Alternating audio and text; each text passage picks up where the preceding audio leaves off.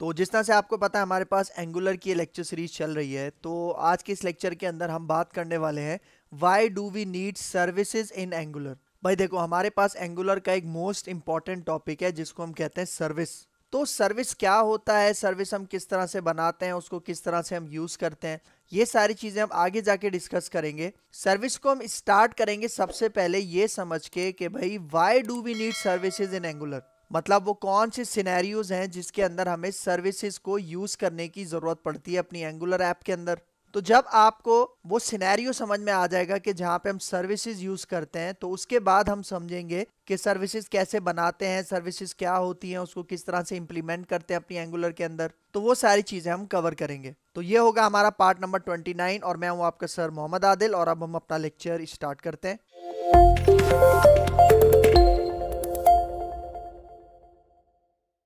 तो अब हम देखते हैं कि वो कौन सा सिनेरियो होता है जिसके अंदर हमें सर्विसेज को यूज करने की जरूरत पड़ सकती है। तो भाई देखो, एक बात अपने माइंड में रख लो कि सर्विसेज एक ऐसा कॉन्सेप्ट है जो कि बहुत ज्यादा एंगुलर के अंदर यूज किया जाता है। और अगर मैं आपको ये बताऊं कि जब हम आगे जाके एपीआई से डेटाबेस कनेक्टिविटी वगैरह करते हैं, तो उस केस के अंदर भी हमें सर्विस की बहुत ज्यादा जरूरत पड़ती है। तो इस बात से आप अंदाजा लगा लो कि कितना इंपॉर्टेंट कॉन्सेप्ट है सर्विस का एंगुलर के अंदर। तो देखो, सबसे पहले मैं आपको सिनेरियो बताता हूं कि किस सिनेरियोज के अंदर हम अपनी सर्विसेज को यूज करते हैं। तो आगे आ जाओ। तो भाई यहाँ पे देखो, अब सिनेरियो क्या है। भाई देखो, सपोज करो कि मेरे पास कुछ डेटा है, ठीक है। वो डेटा कोई भी हो सकता है आपके पास, वो कोई लिस्ट ऑफ ऑब्जेक्ट्स हो सकते हैं, मतलब एरे ऑफ ऑब्जेक्ट्स हो सकते हैं, कोई फंक्शन हो सकता है, कोई सिंगल वैल्यू हो सकती है, कोई भी डेटा हो सकता है, ठीक है। सपोज करो यहाँ पे मेरे पास एक डेटा है लिस्ट ऑफ स्टूडेंट्स का, ठीक है। लिस्ट ऑफ स्टूडेंट्स मतलब आप इसको एरे ऑफ ऑब्जेक्ट्स भी कह सकते हो, मतलब स्टूडेंट्स का उसके अंदर डेटा है। और कौन कौन सा डेटा है, मैं कह रहा हूं कि भाई एक स्टूडेंट का उसके अंदर नेम भी होगा, उसके अंदर एज भी होगी और उसके अंदर क्लास भी होगी। तो मल्टीपल स्टूडेंट्स होंगे और उन मल्टीपल स्टूडेंट्स की इंफॉर्मेशन क्या होगी, नेम होगा, एज होगा, क्लास होगा। तो ये मेरे पास क्या है, ये मेरे पास डेटा है। भाई देखो, अब फॉर एग्जांपल रिक्वायरमेंट ये है कि इस डेटा को मुझे अपने कंपोनेंट के अंदर डिस्प्ले करवाना है। मतलब रिक्वायरमेंट क्या है कि ये जो हमारे पास लिस्ट ऑफ स्टूडेंट्स हैं उसको मुझे डिस्प्ले करवाना है कहाँ पे, हमारा एक व्यू है कौन से कंपोनेंट का, जिस कंपोनेंट का नाम है स्टूडेंट्स लिस्ट। मतलब ये जो स्टूडेंट्स लिस्ट का कंपोनेंट है, इसका जो व्यू है, इसकी जो HTML फाइल है, उसके अंदर मुझे ये डेटा डिस्प्ले करवाना है। मतलब ये जो लिस्ट ऑफ स्टूडेंट्स हैं इसको मुझे डिस्प्ले करवाना है अपने स्टूडेंट लिस्ट कंपोनेंट के व्यू के अंदर। तो ये मेरे पास क्या है, रिक्वायरमेंट है। तो भाई देखो, डिस्प्ले किस तरह से करवाएंगे एंगुलर के अंदर, प्रोसेस क्या होगा यहाँ पे देखो। देखो, ये जो डेटा है मेरे पास जो कि लिस्ट ऑफ स्टूडेंट्स हैं, हम इसको एंगुलर ऐप के अंदर किस तरह से काम करेंगे। देखो, हम सबसे पहले इसका एक एरे ऑफ ऑब्जेक्ट्स बनाएंगे, ठीक है। और वो एरे ऑफ ऑब्जेक्ट्स हम कहाँ बनाएंगे, ये देखो, ये जो हमारे स्टूडेंट लिस्ट का कंपोनेंट है ना, उसकी जो टीएस फाइल होती है, मतलब उसकी जो क्लास फाइल होती है, उसके अंदर मैं एरे ऑफ ऑब्जेक्ट्स बनाऊंगा। किसका एरे ऑफ ऑब्जेक्ट्स बनाऊंगा, अपने लिस्ट ऑफ स्टूडेंट्स का। और उसके अंदर कौन कौन सी प्रॉपर्टीज और वैल्यूज स्टोर होंगी, नेम के लिए, एज के लिए, क्लास के लिए। और फिर ये जो एरे ऑफ ऑब्जेक्ट्स है इसको मैं एक्सेस करूंगा, डिस्प्ले करवाऊंगा अपने व्यू में। और व्यू फाइल कौन सी होती है आपको पता है, स्टूडेंट लिस्ट की कंपोनेंट डॉट एचटीएमएल फाइल। तो ये तो नॉर्मल तरीका होता है, मतलब इसके अंदर अभी तक आप याद रखना कि कहीं भी हमने सर्विसेज का कॉन्सेप्ट यूज नहीं किया। तो अगर इसको मैं साथ साथ प्रैक्टिकल भी इंप्लीमेंट करके दिखाता जाऊंगा तो और अच्छे से आपको समझ में आएगा। तो मैं आता हूं यहाँ पे अपने विजुअल स्टूडियो कोड में। तो भाई यहाँ पे देखो, ये मेरा ऐप कंपोनेंट है और देखो मैंने एक पहले से कंपोनेंट यहाँ पे बना के रखा हुआ है, मैं आपको दिखा देता हूँ। ये देखो, आपको नजर आ रहा होगा स्टूडेंट लिस्ट, ठीक है। ये देखो, ये कंपोनेंट मैंने पहले से बनाया हुआ है, ठीक है। इसकी मैं HTML फाइल अगर आपको ओपन करके दिखाऊं, ये देखो, इसके अंदर क्या लिखा हुआ है, स्टूडेंट लिस्ट वर्क। और इसी कंपोनेंट को अगर मैं अपने ऐप कंपोनेंट की HTML फाइल में यहाँ पे रेंडर करवाता हूँ, और इसका सेलेक्टर क्या होगा, ऐप स्टूडेंट लिस्ट। ये देखो नजर आ रहा है सेकंड नंबर पे, ठीक है। तो देखो, इसका मैंने पेयर टैग बना के यहाँ पे इसको कॉल कर लिया। मतलब जब मेरा ये प्रोग्राम रन होगा तो क्या होगा, इसके अंदर क्या लिखा हुआ है, स्टूडेंट लिस्ट वर्क्स। ये कहाँ पे डिस्प्ले हो जाएगा, ये मुझे यहाँ पे डिस्प्ले हो जाएगा। तो अगर मैं इसका रिजल्ट आपको ब्राउजर पे दिखाऊं, देखो नीचे टर्मिनल पे मैंने इसको ng सर्व करके रन किया हुआ है। तो अपने ब्राउजर पे आते हैं, तो यहाँ पे देखो आपको नजर आ रहा है स्टूडेंट लिस्ट वर्क, मतलब बिल्कुल फाइन तरीके से ही काम कर रहा है। तो भाई देखो, अब मैं यहाँ पे क्या कह रहा हूँ कि मुझे यहाँ पे एक डेटा चाहिए, ठीक है। वो डेटा क्या होगा, लिस्ट ऑफ स्टूडेंट्स होगा, मतलब एरे ऑफ ऑब्जेक्ट्स होगा। और वो एरे ऑफ ऑब्जेक्ट्स मुझे कहाँ पे बनाने हैं, अपने स्टूडेंट लिस्ट का जो कंपोनेंट है उसकी टीएस फाइल के अंदर। तो यहाँ पे आ जाओ, इसकी टीएस फाइल मैं यहाँ पे ओपन करता हूँ, ये देखो ऊपर आ जाओ, ठीक है। देखो, जो आपको टीएस फाइल इसकी नजर आ रही होगी स्टूडेंट लिस्ट के कंपोनेंट की, इसको मैं ओपन करता हूँ, ठीक है। और देखो, यहाँ पे एक क्लास है, इस क्लास के अंदर मैं ये एक एरे ऑफ ऑब्जेक्ट्स बनाता हूँ स्टूडेंट लिस्ट से रिलेटेड, ठीक है। तो यहाँ पे आ जाओ, मैं इसको कहता हूँ पब्लिक, ठीक है, और इसका मैं नाम रख देता हूँ फॉर एग्जांपल स्टूडेंट्स, ठीक है। और ये हमारे पास होगा एरे ऑफ ऑब्जेक्ट्स, ठीक है। तो ये स्क्वायर ब्रैकेट आ गया जो कि एरे को रिप्रेजेंट कर रहा है, और इसके अंदर मैं ऑब्जेक्ट्स बनाता हूँ, ठीक है। उसके लिए मैं कर्ली ब्रैकेट ऑन करता हूँ। तो सबसे पहले मैं यहाँ पे एक प्रॉपर्टी यूज करता हूँ नेम, इसके अंदर मैं यहाँ पे अपना नाम डाल देता हूँ आदिल, ठीक है। और यहाँ पे मैं एज ले लेता हूँ, दूसरी प्रॉपर्टी एज के अंदर मैं फॉर एग्जाम्पल यहाँ पे 21 डाल देता हूँ, ठीक है। और फिर यहाँ पे मैं स्टैंडर्ड, ठीक है, स्टैंडर्ड मतलब क्लास कौन से स्टैंडर्ड में है, तो स्टैंडर्ड में यहाँ पे क्या देता हूँ फॉर एग्जांपल 12, ठीक है। इसी तरह से मैंने अभी एक ऑब्जेक्ट बनाया, मुझे यहाँ पे लिस्ट ऑफ ऑब्जेक्ट्स बनाने, ठीक है, लिस्ट ऑफ स्टूडेंट बनाने। तो ये देखो यहाँ पे आदिल आ गया, उसके बाद मैं यहाँ पे क्या देता हूँ कुमार, ठीक है। यहाँ पे इसकी मैं एज क्या देता हूँ 19 है, और स्टैंडर्ड यहाँ पे सेट कर देते हैं 11, और फिर यहाँ पे मैं इसको क्या देता हूँ फॉर एग्जाम्पल जैन है, ठीक है। यहाँ पे मैं इसको क्या देता हूँ 18 इसकी ईयर है, ठीक है, एज है। और यहाँ पे मैं स्टैंडर्ड सेट कर देता हूँ इसका 10, ठीक है, मतलब क्लास क्या सेट कर दी 10।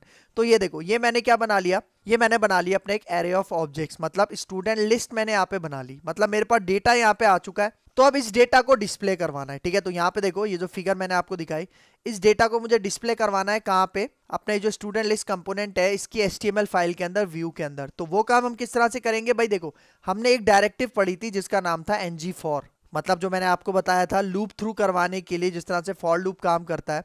क्योंकि देखो मेरे पास लिस्ट ऑफ स्टूडेंट्स है ना, उसको लूप थ्रू करवा के मुझे अपने व्यू के अंदर डिस्प्ले करवाना है। और व्यू के अंदर कैसे डिस्प्ले करवा सकते हो आप, या तो आप अनऑर्डर्ड लिस्ट के अंदर डिस्प्ले करवा सकते हो, या आप टेबुलर फॉर्मेट के लिए टेबल यूज कर सकते हो, रोज एंड कॉलम्स में डिस्प्ले करवा सकते हो, ठीक है। तो मैं यहाँ पे ng_for यूज करूंगा और व्यू के अंदर उसको डिस्प्ले करवाऊंगा। तो यहाँ पे आ जाओ, ठीक है। देखो अब यहाँ पे जो इसकी HTML फाइल है, ठीक है, स्टूडेंट लिस्ट कंपोनेंट की जो HTML फाइल है, हम यहाँ पे आते हैं। ये देखो इसकी HTML फाइल के अंदर यहाँ पे क्या लिखा हुआ है, यहाँ पे लिखा हुआ है स्टूडेंट लिस्ट वर्क। अच्छा इसको ना मैं H1 में कन्वर्ट कर देता हूँ, ये पैराग्राफ के अंदर है ना, इसको मैं अभी H1 के अंदर कन्वर्ट कर देता हूँ। तो अगर सेव करके रिजल्ट दिखाऊं, ठीक है, तो यहाँ पे देखो आपको नजर आ रहा है स्टूडेंट लिस्ट वर्क, ठीक है। तो अब यहाँ पे आ जाओ, इसके अंदर मैं यहाँ पे क्या करता हूँ, मैं एक टेबल बना लेता हूँ, ठीक है, HTML का वो जो टेबल होता है, ठीक है, वो मैं यहाँ पे बना लेता हूँ, ठीक है। और इसके अंदर यहाँ पे मैं एक TR बना लेता हूँ, ठीक है। और इस TR के अंदर यहाँ पे मैं वो ng_for अप्लाई करता हूँ, ठीक है। तो स्टार ng_for, सही है, ng_for आ गया। इसके अंदर मैं वेरिएबल बनाता हूँ लेट, और यहाँ पे मैं कहता हूँ for example std of, data कहाँ से आएगा, डेटा आएगा जो हमारा लिस्ट ऑफ ऑब्जेक्ट्स है, जिसका क्या नाम रखा था मैंने स्टूडेंट्स। मतलब यहाँ पे देखो ये जो स्टूडेंट्स है ये क्या है, ये हमारा ये एरे ऑफ ऑब्जेक्ट्स है जो मैंने यहाँ पे बनाया। तो मतलब इसके अंदर देखो 3 ऑब्जेक्ट्स हैं, ठीक है, आदिल है, कुमार है, जैन है, ठीक है। तो यहाँ पे क्या होगा, यहाँ पे देखो फर्स्ट टाइम स्टूडेंट्स के अंदर यहाँ पे आदिल का डेटा आएगा, और वो कहाँ चला जाएगा, STD के अंदर चला जाएगा, ठीक है, यहाँ पे चला जाएगा। तो अब मैं क्या करता हूँ, इस TR के अंदर मैं एक TD बनाता हूँ, ठीक है, TD बनाता हूँ, और इसके अंदर मैं यहाँ पे इंटरपोलेशन ओपन करता हूँ, और यहाँ पे देखो मैं ये STD पास कर देता हूँ। तो भाई देखो सबसे पहले STD के अंदर कौन सा ऑब्जेक्ट आएगा, आदिल का। तो मैं यहाँ पे कहता हूँ आदिल का जो नेम है वो आप फर्स्ट TD के अंदर डिस्प्ले करवाओ। फिर इसी को मैं कॉपी करता हूँ, नीचे आता हूँ, फिर मैं कहता हूँ यहाँ पे आदिल का जो एज है वो डिस्प्ले करवाओ। और फिर स्टैंडर्ड, स्टैंडर्ड मतलब क्लास जो है वो आप यहाँ पे इस तरह से डिस्प्ले करवा दो, ठीक हो गया। तो देखो सबसे पहले आदिल की तीनों चीजें यहाँ पे प्रिंट होंगी, उसके बाद स्टूडेंट्स के अंदर कौन सा डेटा आएगा, यहाँ पे देखो कुमार का डेटा आएगा। तो यहाँ पे फिर कुमार का नेम, एज और स्टैंडर्ड प्रिंट हो जाएगा। फिर इसी तरह यहाँ पे STD के अंदर जैन का डेटा आएगा, और ये कहाँ से आएगा, स्टूडेंट से आएगा। और फिर जैन की तीनों चीजें यहाँ पे प्रिंट हो जाएंगी। तो देखो अगर मैं इसको सेव करता हूँ और इसका रिजल्ट आपको ब्राउजर पे दिखाता हूँ, तो यहाँ पे आ जाओ, तो ये देखो आपको नजर आ रहा है, ये आदिल है, ये एज है, और ये उसका क्लास है, ठीक है। अच्छा अगर मैं इसको थोड़ा सा यहाँ पे फॉर्मेट कर देता हूँ, मैं इसके ना वो हेडिंग्स भी डिफाइन कर देता हूँ। तो मैं एक और यहाँ पे TR बनाता हूँ, और इसके अंदर TH बनाता हूँ, और यहाँ पे मैं कहता हूँ नेम, ठीक है। और उसके बाद यहाँ पे मैं कहता हूँ एज, ठीक है। और उसके बाद यहाँ पे मैं दोबारा इसको कहता हूँ, लास्ट में क्या है, क्लास है, ठीक है, क्लास दे देते हैं। तो अब इसको सेव करते हैं। इसका रिजल्ट अगर आपको ब्राउजर पे दिखाऊं, तो यहाँ पे आओ, ये देखो नजर आ रहा है आपको नेम, एज और क्लास। अच्छा अगर मैं इसकी हाइट और विड्थ यहाँ टेबल पे सेट कर दूं, ताकि थोड़ा सा खुला खुला हो जाए, ठीक है, ताकि आपको दिखने में आसानी हो, ठीक है। हाइट में इसको कह देता हूँ 200, और विड्थ भी मैं इसको कह देता हूँ यहाँ पे 200, ठीक हो गया। इसको सेव करते हैं, ब्राउजर पे आते हैं, तो यहाँ पे आके आप रिजल्ट देखना। ये देखो अब आपको नजर आ रहा है नेम है, एज है और क्लास है, ठीक है। देखो ये जो डायग्राम थी उसके हिसाब से हमने यहाँ पे इसको इंप्लीमेंट कर लिया, ठीक है। देखो आपको यहाँ पे नजर आ रहा होगा। लेकिन भाई देखो अगर मेरे पास एक दूसरा सिनेरियो है, ठीक है, दूसरा सिनेरियो क्या है, यहाँ पे देखो, ठीक है भाई, सपोज करो कि ये मेरे पास वही लिस्ट ऑफ स्टूडेंट्स है, मतलब डेटा है। अब इसको मुझे एक कंपोनेंट के अंदर नहीं, 2 कंपोनेंट के अंदर शेयर करना है। मतलब पहले मैंने क्या किया, यहाँ पे देखो कि ये डेटा मैंने अपने स्टूडेंट लिस्ट कंपोनेंट के व्यू के अंदर डिस्प्ले करवाया। लेकिन अब मेरे पास रिक्वायरमेंट क्या है कि भाई मेरे पास एक दूसरा कंपोनेंट है और मुझे उस कंपोनेंट के अंदर भी यही लिस्ट ऑफ स्टूडेंट डिस्प्ले करवाने हैं।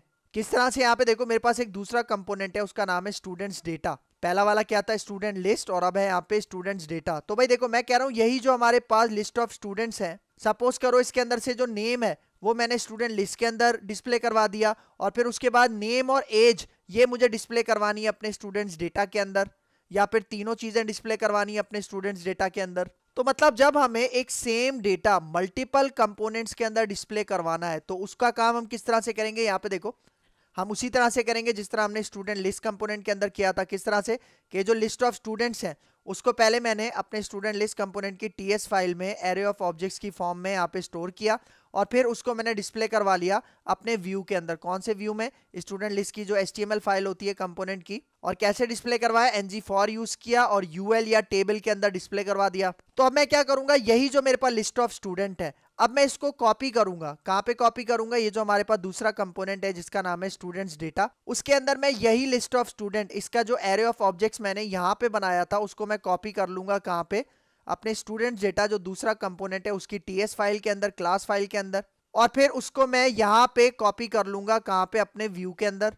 कौन से व्यू के अंदर? ये जो हमारा स्टूडेंट्स डेटा वाला दूसरा कंपोनेंट है उसकी एचटीएमएल फाइल के अंदर, व्यू के अंदर डिस्प्ले करवा दूंगा। तो वहां पे भी मैं ng4 यूज करूंगा, और डिस्प्ले करवाने के लिए या यूएल यूज कर लो या फिर टेबल यूज कर लो। मतलब अब हो क्या रहा है? अब देखो डेटा सेम है लेकिन वो मल्टीपल कंपोनेंट्स के अंदर शेयर हो रहा है। ठीक है, तो अगर आप यहाँ पे आओ तो देखो अब मैं यहाँ पे क्या करता हूँ, ये देखो ये जो स्टूडेंट लिस्ट की ये जो टीएस फाइल है, ठीक है, यहाँ से मैं ये जो एरे ऑफ ऑब्जेक्ट्स है इसको मैं यहाँ से कॉपी करता हूँ। ठीक है, इसको मैं यहाँ से कॉपी करता हूँ, और कॉपी करने के बाद यहाँ पे देखो मैंने ये दूसरा कंपोनेंट पहले से बनाया हुआ है जिसका क्या नाम है स्टूडेंट डेटा। अब मैं इसकी टीएस फाइल के अंदर चलता हूँ, और देखो इसकी ये जो टीएस फाइल है, जो क्लास फाइल है, इसके अंदर मैं यही कंपोनेंट यहाँ पे क्या कर लेता हूँ, कॉपी पेस्ट कर लेता हूँ। और फिर यहाँ पे देखो ये जो हमारे पास इसकी एचटीएमएल फाइल थी, ठीक है, कौन सी एचटीएमएल फाइल? यहाँ पे देखो ये जो स्टूडेंट लिस्ट की एचटीएमएल फाइल है जिसके अंदर ये देखो मैंने ये पूरा टेबल बनाया हुआ था, इसको मैं यहाँ से कॉपी करता हूँ। इस टेबल को यहाँ से हम कॉपी कर लेते हैं, और कॉपी करने के बाद इसको मैं ले आता हूँ ये जो हमारे पास स्टूडेंट डेटा है इसकी जो एचटीएमएल फाइल है यहाँ पे। ठीक है, तो भाई यहाँ पे इसको मैं h1 के अंदर कन्वर्ट कर लेता हूँ। h1 के अंदर कन्वर्ट कर लिया तो देखो ये हमारा दूसरा कंपोनेंट है जिसका नाम क्या रखा था हमने, स्टूडेंट्स डेटा। तो इसके अंदर मैं यहाँ पे इस तरह से क्या कर लेता हूँ, ये जो टेबल है वो मैं पास कर लेता हूँ, और ये जो स्टूडेंट्स का लिस्ट ऑफ, यहाँ पे देखो लिस्ट ऑफ स्टूडेंट्स है, आपको यहाँ पे नजर आ रहा होगा, ये मैंने कहाँ पे बनाया? ये मैंने बनाया अपने स्टूडेंट्स कंपोनेंट की। यहाँ पे देखो स्टूडेंट डेटा वाले कंपोनेंट की जो टीएस फाइल है ये डेटा यहाँ से आ रहा है। और अब ये जो स्टूडेंट्स डेटा वाला हमारे पास कंपोनेंट है इसको भी मैं रजिस्टर कर लेता हूँ। कहाँ पे? ये जो हमारी ऐप कंपोनेंट वाली फाइल है, ठीक है, एचटीएमएल फाइल। देखो यहाँ पे अभी टॉप पे आपको क्या नजर आ रहा है, ऐप स्टूडेंट लिस्ट। अब यहाँ पे मैं इसी के नीचे यहाँ पे एक br लगा देता हूँ। ठीक है, एक हम br लगा देते हैं शॉर्ट में। ठीक है, ये br आ गया यहाँ पे, और इसके बाद में यहाँ पे ये जो ऐप स्टूडेंट डेटा है, ठीक है, उसको मैं यहाँ पे इस तरह से कॉल कर लेता हूँ। ये देखो, ठीक है, तो देखो इसका पेयर टैग बना के यहाँ पे मैंने इसको कॉल कर लिया। तो मतलब देखो जो मेरे पास डेटा था, जो लिस्ट ऑफ स्टूडेंट्स थे, उसको मैं अपने मल्टीपल कंपोनेंट्स के अंदर शेयर कर रहा हूँ। ठीक है, तो यहाँ पे आओ उसका रिजल्ट आपको दिखाता हूँ। तो यहाँ पे देखो नजर आ रहा है, मतलब ये डेटा है यहाँ पे डिस्प्ले हो रहा है, और ये डेटा है हमारे दूसरे कंपोनेंट के अंदर डिस्प्ले हो रहा है। भाई जरूरी नहीं है कि आप तीनों चीजें नेम एज क्लास डिस्प्ले करवाओ, आप यहाँ पे सिर्फ नेम या सिर्फ एज या सिर्फ क्लास भी डिस्प्ले करवा सकते, ये आपके ऊपर डिपेंड करता है। लेकिन भाई देखो ये जो मैंने काम किया है, ये वाला ही जो मैंने काम किया है, क्या ये अप्रोच सही है? नहीं, ये अप्रोच बिल्कुल भी सही नहीं है। क्योंकि इस अप्रोच के अंदर मैंने क्या किया है, देखो इस अप्रोच के अंदर ये जो हमारे पास डेटा है ना, इसको मैंने अपने स्टूडेंट लिस्ट वाले कंपोनेंट के अंदर भी कॉपी किया, और इसी डेटा को मैंने यहाँ पे भी कॉपी किया, और कॉपी करने के बाद मैं यहाँ पे जो डेटा डिस्प्ले करवा रहा हूँ वो यहाँ पे डिस्प्ले करवा रहा हूँ इस तरह से।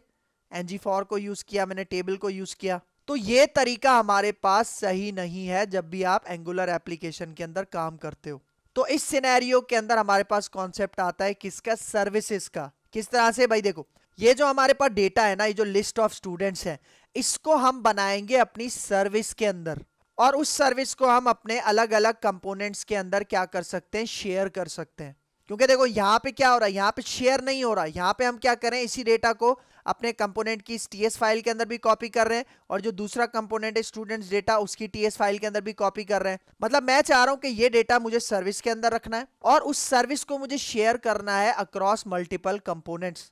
तो देखो इससे ना हम दो प्रोग्रामिंग प्रिंसिपल्स को फॉलो कर लेंगे, क्योंकि अभी क्या हो रहा है, अभी ये वाली अप्रोच हम यूज कर रहे हैं ना, ये हम अप्रोच यूज नहीं करेंगे, क्योंकि ये हमारी दो प्रोग्रामिंग प्रिंसिपल्स की वायलेशन कर रहा है, खिलाफ वर्जी कर रहा है। वो कौन कौन से हैं यहाँ पे देखो।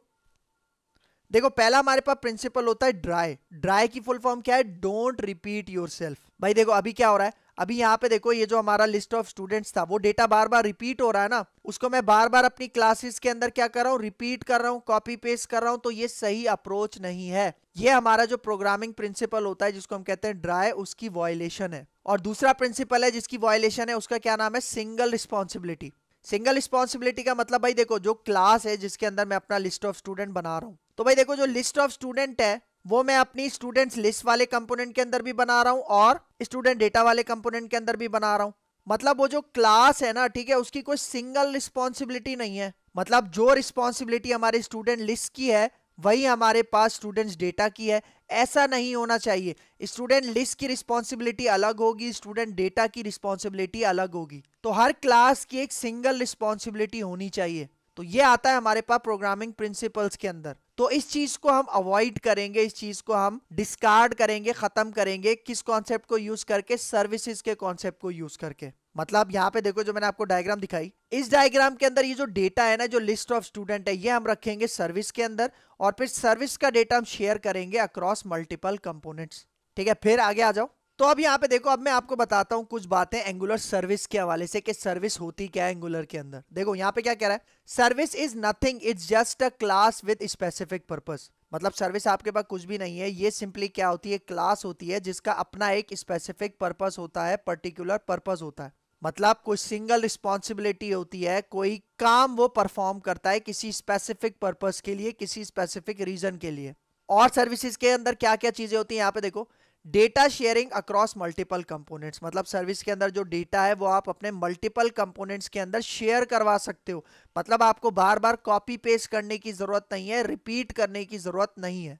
फिर देखो second point, it is use to apply application logic. Application logic का मतलब कि भाई फॉर एग्जांपल कोई भी लॉजिक है वो आप शेयर करवाना चाह रहे हो, मतलब मल्टीपल जगहों पे आप अप्लाई करवाना चाह रहे हो, तो उस लॉजिक को भी आप अपनी सर्विस के अंदर रख सकते हो, ताकि उस लॉजिक के साथ जो हमें डेटा मिल रहा है वो हम अपने मल्टीपल कंपोनेंट से अलग अलग जगहों पे क्या कर सकते हैं, रिसीव कर सकते हैं। तो ये एक बहुत ज्यादा इंपॉर्टेंट चीज है। फिर देखो third point, we can use services for external interaction such as connecting to a database। देखो वही बात आ गई जिसके लिए मैंने बताया था कि सर्विस का जो टॉपिक है वो बहुत ज्यादा इंपॉर्टेंट है। मतलब देखो सर्विसेज को हम यूज कर सकते हैं एक्सटर्नल इंटरैक्शंस के हवाले से। मतलब जिस तरह से हम अपने डेटाबेस को कनेक्ट करवाते हैं ना, तो उस कॉन्सेप्ट के लिए भी हम सर्विसेज का कॉन्सेप्ट यूज कर सकते हैं। मतलब हमारी एंगुलर एप्लीकेशन कहीं बाहर से अगर इंटरैक्ट कर रही है, कहीं बाहर से कम्युनिकेट कर रही है, तो उस कॉन्सेप्ट के लिए भी हम सर्विसेज का कॉन्सेप्ट यूज कर सकते हैं। जिस तरह भाई आपको पता है ना, अगर हम कोई एपीआई यूज कर रहे हैं, अब वो एपीआई किसी डेटाबेस के साथ कनेक्टेड है, तो उस एपीआई का जो हम डेटा रिसीव करेंगे वो हम करेंगे सर्विसेज की मदद से और उसको अपने कंपोनेंट्स के अंदर शेयर कर सकते हैं। तो इस कॉन्सेप्ट के लिए सर्विसेज का कॉन्सेप्ट बहुत ज्यादा इंपॉर्टेंट होता है। फिर आगे आ जाओ। अब यहाँ पे देखो, the best solution is to write services and inject in application where we need it. मतलब देखो ये जो मसला है ना, ये जो मैंने आपको पूरा सिनेरियो समझाया, इसका बेस्ट सोल्यूशन क्या है कि आप सर्विसेज को राइट करो, मतलब सर्विसेज बनाओ और उन सर्विसेज को इंजेक्ट कर दो, मतलब डाल दो अपनी एप्लीकेशन के अंदर जहां जहां पे हमें जरूरत है। मतलब जिस जिस कंपोनेंट में हमें जरूरत है वहां पे आप सर्विस को शेयर कर लो, यूज कर लो। ठीक है, तो ये एक पॉइंट हो गया। अब आ जाओ लास्ट और बहुत ज्यादा इंपॉर्टेंट पॉइंट। देखो इसको गौर से समझना है आपने। यहां पे देखो क्या कह रहा है, services are usually implemented through dependency injection. भाई देखो एक बहुत ज्यादा इंपॉर्टेंट कॉन्सेप्ट एंगुलर का, एक तो सर्विसेज और दूसरा क्या है, डिपेंडेंसी इंजेक्शन। मतलब देखो सर्विसेज तो हमारे पास क्या होता है, डेटा होता है जो हमें अपने कंपोनेंट्स के अंदर चाहिए, लेकिन वो सर्विसेज का डेटा हम अपने कंपोनेंट्स के अंदर डालेंगे कैसे, इंप्लीमेंट कैसे करवाएंगे, उस कॉन्सेप्ट के लिए हम यूज करेंगे डिपेंडेंसी इंजेक्शन। ठीक है, तो मतलब अब हम अपने नेक्स्ट लेक्चर के अंदर सर्विसेज किस तरह से क्रिएट करते हैं और सर्विसेज को डिपेंडेंसी इंजेक्शन की मदद से किस तरह से हम अपनी एंगुलर एप्लीकेशन के अंदर इंजेक्ट करते हैं, इन दोनों कॉन्सेप्ट को हम कवर करेंगे इंशाल्लाह अपने नेक्स्ट लेक्चर के अंदर। तो मतलब नेक्स्ट लेक्चर बहुत ज्यादा इंपॉर्टेंट होने वाला है। किस तरह से, क्योंकि उसके अंदर हम एंगुलर के दो मेन कॉन्सेप्ट कवर करने वाले हैं कि एक तो सर्विसेज को किस तरह से बनाएंगे, मतलब सर्विसेज क्या होती हैं, और उसको इंप्लीमेंट, उसको अप्लाई कैसे करते हैं डिपेंडेंसी इंजेक्शन को यूज करके। तो ये मैंने आपको इस लेक्चर के अंदर सिनेरियो समझाया और सर्विसेज क्या होती हैं ये समझाया। अब नेक्स्ट लेक्चर के अंदर हम सर्विसेज को बनाएंगे, इंप्लीमेंट करेंगे थ्रू डिपेंडेंसी इंजेक्शन। तो अगर इस लेक्चर के अंदर कोई भी कंफ्यूजन है तो कमेंट बॉक्स में मुझसे जरूर पूछ लेना। तो मुझे अपनी दुआ में याद रखना। मिलते हैं इंशाल्लाह नेक्स्ट लेक्चर में, तब तक के लिए दीजिए इजाजत। अल्लाह हाफिज।